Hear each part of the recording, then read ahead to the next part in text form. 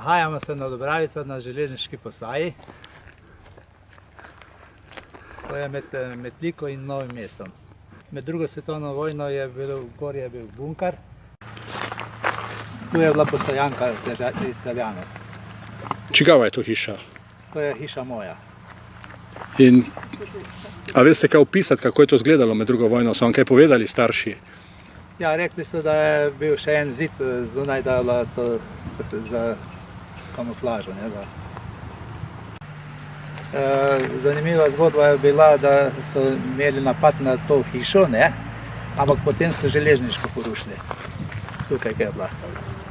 Kdo je imel napad? Partizani. In kaj se je potem zgodilo? Namesto, kaj bi to hišo napali, so napali to. To je bila narobna informacija. In so železniško napali. Drugače bi mogla zgoreti ta. Pa ta bunker tu gor? Je še, obzidja nekaj še. Oče je bil rojen tu v Dobravicah.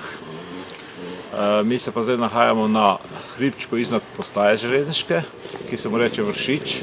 In tu gor so imeli Italijani svoj bunker, da so nadzorovali progo proti Dobravice v Črnomelj. In tukaj so bili tudi zraven še en takšen vhod v to iz ceste, en podzemni rov, da so prihajali do tega bunkerja. To so še malo ostanki tega rova.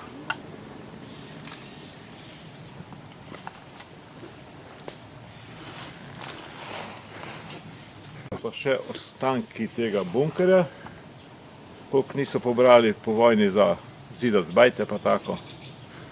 In to je pa, ko smo rekli, Vršič gor se reče, tako da imamo mi tudi svoj Vršič.